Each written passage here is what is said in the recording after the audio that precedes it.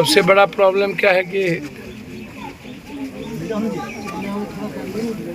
कई बार लगातार नालंदा और जहानाबाद, अभी 4 दिन पहले जहानाबाद में, 5 दिन पहले हम चंदन शर्मा की हत्या में आए थे।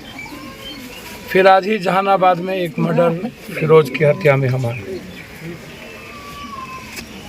और फिर लगातार हमारे युवा अध्यक्ष दानवीर जी, हमारे मुखिया जी, सभी लोग लगे हुए थे कि अब बच्चा, हम लगातार थे कि बच्चा बच जाए किसी तरीके से। जब हमको ये जानकारी मिली कि बच्चा एक कंप्लीट इकलौता है,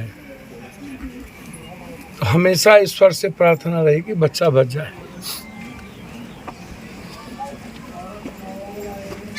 जो घटना, एक तो डेली ही घटना, डेली घटना, डेली घटना, लेकिन ऐसी घटना, एक तरफ गुंडे, एक तरफ अपराधी और माफिया लगातार। कुछ ही दिन पूर्व नालंदा में एक मर्डर में हम आए थे, एक थाना में मारते मारते 2 बच्चों को मार दिया गया कोरामा में, और वहाँ भी पुलिस के द्वारा ही मारते मारते बच्चों को मार दिया। कब न्याय मिलेगा एक तरफ, और आज ही वैशाली में भी एक आरजेडी वर्कर को मार दिया। एक तरफ मुख्यमंत्री जी का घर, एक तरफ डिप्टी सीएम साहब का घर।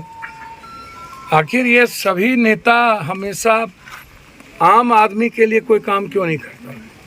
इंसानियत कैसे बचेगी, आम आदमी जिएंगे कैसे? यह सवाल इन नेताओं के मन में क्यों नहीं उठती है कि आम आदमी की ज़िंदगी के बगैर कोई ज़िंदगी नहीं है इस धरती पे। आम आदमी की इकोनॉमी, आम आदमी की सुरक्षा, कब तक आप धर्म, जाति, मजहब, और कब तक इस कंट्री में माफिया, अपराधी और दलालों को तवज्जो मिलेगी? कब तक ऐसे सिस्टम को तवज्जो मिलेगी जो सिस्टम समाज के लिए और बिहार के लिए है ही नहीं? क्या मिडिल क्लास को जीने का कोई राइट नहीं है?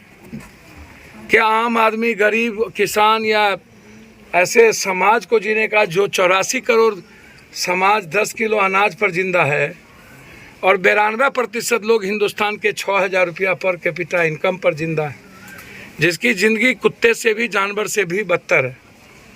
क्या उनके लिए कोई लाइफ नहीं है इस बिहार में? क्या उनकी कोई लाइफ इस कंट्री में नहीं है? क्या आज़ाद हिंदुस्तान के बाद ऐसे लोगों के लिए कभी कोई कानून नहीं बना? कब तक? हम 83 से चलते चलते चलते चलते हमको 40 साल इस बिहार में हो गए। न्याय ढूंढते ढूंढते हम थक गए। बस अपराधियों को, माफियाओं को, पदाधिकारी को, नेताओं को, इन लोगों को तवज्जो। और इसमें समाज कम दोषी नहीं है। समाज आवाज उठाना छोड़ दिया। समाज के भीतर लड़ने की हिम्मत खत्म हो गई है। समाज किसी गलत चीजों के खिलाफ बोलती तक नहीं है। चलिए, नेताओं को वोट चाहिए, कोई दिक्कत नहीं है, उसमें पप्पू यादव तो नहीं आता है ना। हम कभी वोट और सियासत की राजनीति, अभी हाल फिलहाल बेटी बचाओ बेटी पढ़ाओ जंतर मंतर पर, वहाँ भी जाति में बांट दिया गया कि जाट, गुज्जर और राजपूत कर दिया गया, और प्रधानमंत्री के द्वारा कर दिया गया। और मेरे खिलाफ पूरे देश में ट्रोल करवाया गया आरएसएस, बीजेपी के द्वारा। जब भी जस्टिस की बात आएगी, क्या जाति के आधार पर जस्टिस होगा? क्या जाति के आधार पर अपराधियों का मूल्यांकन होगा? क्या जाति के आधार पर न्याय की बात होगी? सिर्फ सत्ता और सियासत के आधार पर आम आदमी को हम पूजेंगे या आम आदमी की इज्जत करेंगे? यही हालात है इस देश के। पता नहीं कब ये समाज सुधरेगा, मुझे तो नहीं पता।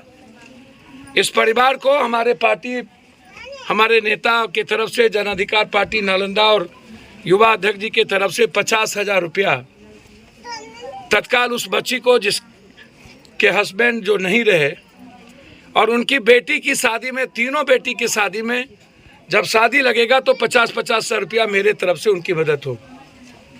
लेकिन सवाल उठता है कि बेटी की शादी में पप्पू यादव मदद कर देंगे। आज उस बच्ची के लिए हम 50,000 रुपया हमारे नेता मदद कर देंगे, लेकिन क्या उनकी ज़िंदगी बदल जाएगी? क्या उनके माँ बाप को अब क्या वो बच्चा मिल जाएगा? इसीलिए हमने एसपी से बात की है, स्पीडी ट्रायल, 3 महीने के अंदर फांसी की सजा पूरे के पूरे मुकम्मल तौर पर इसको बढ़ाया ना जाए। हम सीएम साहब से भी बात करेंगे और इस परिवार के न्याय के लिए हमारी जितनी क्षमता ईश्वर ने दी है, आर्थिक न्याय के लिए सब कुछ हम मदद करेंगे, उसमें कमी नहीं रखें।